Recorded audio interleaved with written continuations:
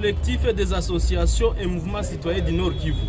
Point de presse numéro 01/2024. Le collectif des associations et mouvements citoyens du Nord Kivu tient à exprimer son indignation face aux récentes mesures restrictives prises par l'Union européenne, ciblant spécifiquement le porte-parole des volontaires pour la défense de la patrie VDP Wazalendo, M. Jean-Claude Abiyarimana Mbitse, ainsi que le chef d'état-major général du CMC FDP, général Dominique Kamanzi Ndaruhutse, acte qui constitue à nos yeux une forme inacceptable de chantage visant à dissuader ces grands patriotes et tous les VDP Wazalendo engagés dans la noble lutte qui n'est autre que la défense de notre patrie. Nous constatons fort malheureusement qu'en lieu et place de couronner ces vaillants patriotes pour le travail des titans qu'ils rendent à la nation congolaise au prix de leur sang,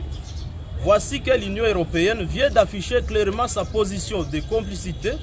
pour cette énième guerre d'agression rwando-ougandaise dont la RDC est victime, longtemps décriée par la population congolaise tout entière. Dès l'aube de la guerre d'agression de la RDC par le Rwanda et l'Ouganda, malgré les évidences mises à la disposition de l'Union européenne prouvant la présence des militaires de ces pays sur le sol congolais, cette dernière est restée indifférente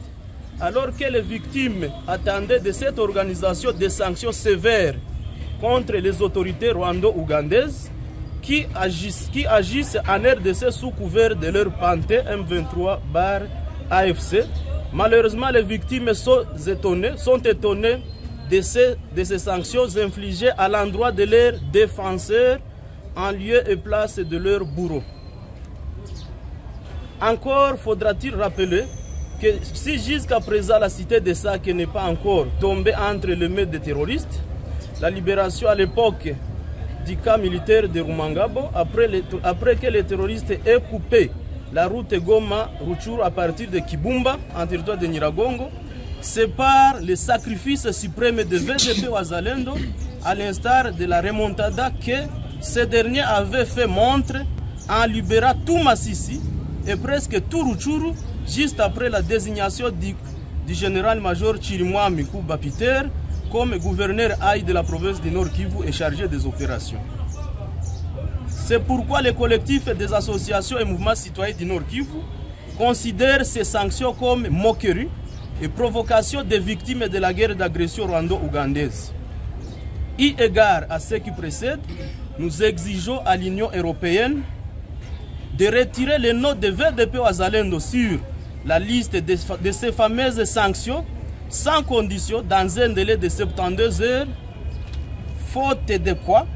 les collectifs des associations et mouvements citoyens du Nord Kivu seront obligés d'appeler la population à des manifestations pacifiques devant non seulement les consulats et ou ambassades des pays membres de cette organisation européenne,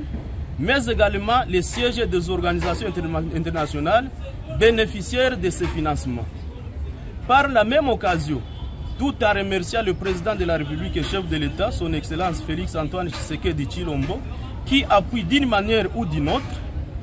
le VDP Wazalendo,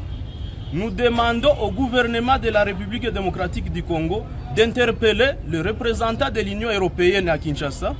pour fournir d'amples explications quant à ça et procéder à son expulsion